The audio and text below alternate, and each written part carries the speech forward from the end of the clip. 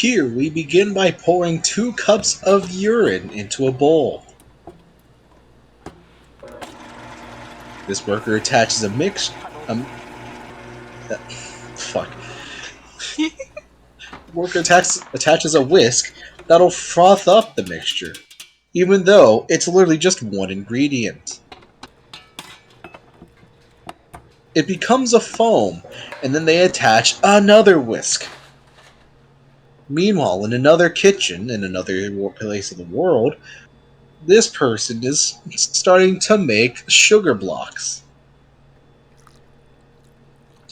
They add in water, sugar, salt, powdered sugar, granulated sugar, sea salt, and thick water. They heat it up and stir it until it comes to a boil.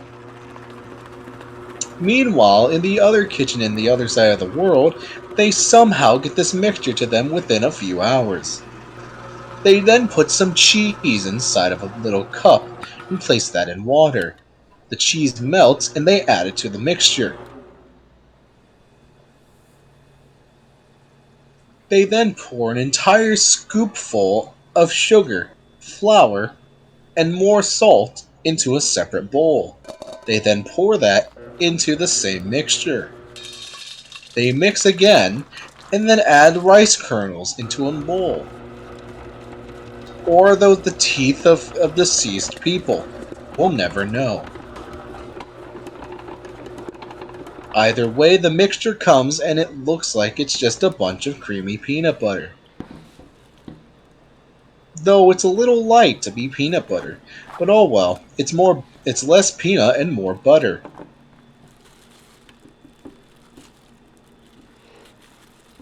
They scrape off what's remaining in the bowl, intending it for future use, possibly in their digestive systems.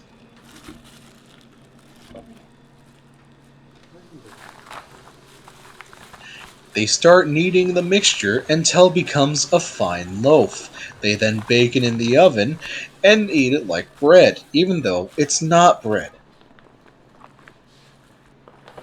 They then cover it with a tarp because no one wants to see the mistake they've made.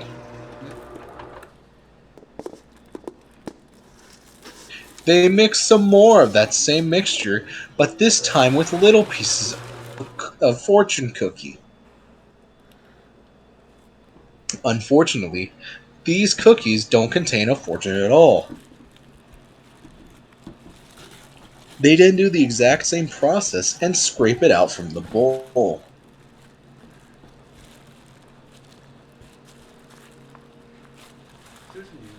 It really looks like they just blew up an entire cinnamon bun. After that, they squish it into a little tray. They also use some sandpaper to try and smooth it out. They then cover that in tarp because no one wants to see any of their disasters. Afterwards, one of the workers takes a shit into a bowl of water. They then bring it to a boil with what looked to be more sugar. I hope the person who's going to be eating this doesn't contract E. coli, but at the same time, who would be stupid enough to eat this? Therefore, I hope they get E. coli. They then pour in some leftover cake inside the bowl, along with some butter and even more butter. This is all mixed together with even more cake to make a liquid cake. They also pour in about 1,000 nuts, about as many as someone like your mother's aunt has eaten in the past year. They then take the nutty mixture and pour it onto another table.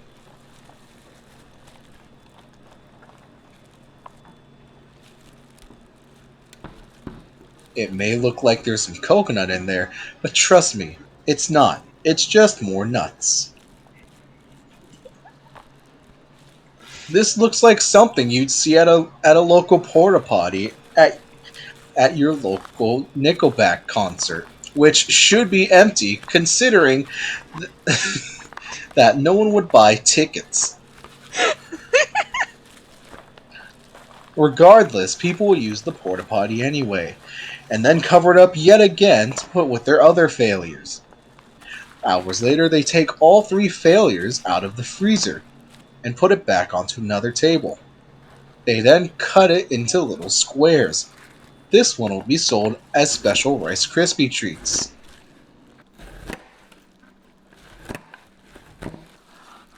Considering how it looks when it's being cut, I wouldn't be surprised if this was dry as all hell. They then do the same thing with the mixture that looks like peanut butter but isn't peanut butter. However, this mixture looks to have at least some actual moisture, so it's likely going to be better than the previous batch. And then comes to the sheet of literal feces. Whoever made this design should be fired and then executed. Revived, then executed again. This really looks like something you'd see in a bathroom. They then wrap the candy into their own little personal condom wrappers,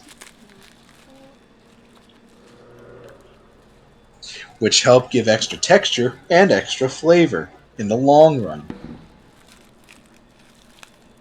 They then create a fourth batch. Why didn't they stop at 3 or even just 1? This one seems much more smooth than the others, so it at least has that going for it.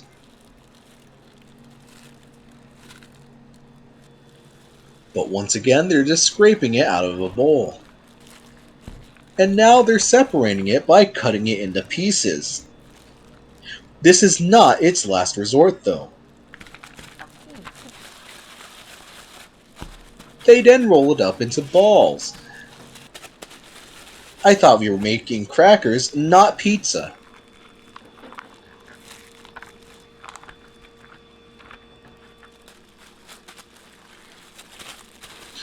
Anyway, it takes 2 people to remove the dough from the slicer.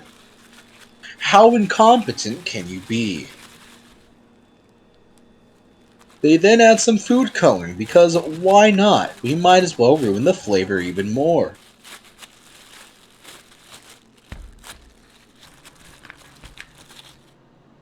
They do this to all of the pieces that are there.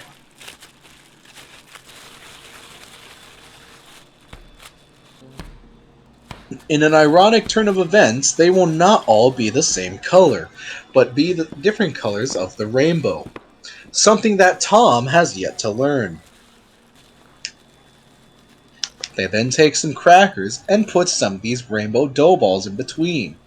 I'm not sure how they'll taste, but I hope they'll taste at least decent. This reminds me of when I was younger, but we'll get to that story of another time.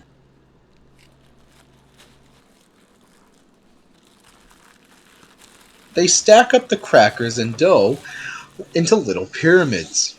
Kinda like those little cheese and Ritz cracker sandwich things you'd buy at a vending machine. Of course, the colors do not represent the flavors. They are not blue raspberry, mint or lime, banana, orange, strawberry, or purple flavor.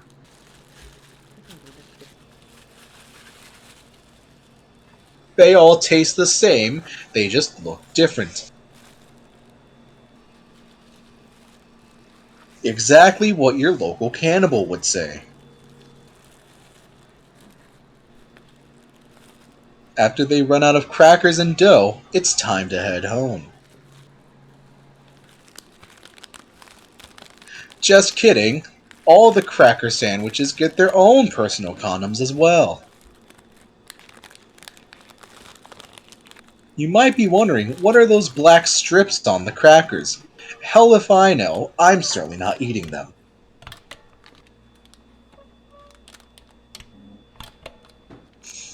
They then seal the bags so that they may be stored for future consumption. They then place stickers on top signifying the creators who murdered all of these poor little pastries. Of course, they have to put it nicely in an array inside of a box.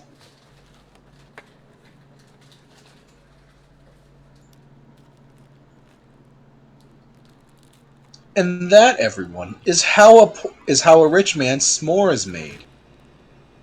Check out Ronin's channel down in the description down below, and make sure to like and subscribe and hit the bell to never miss a new episode. See you next time.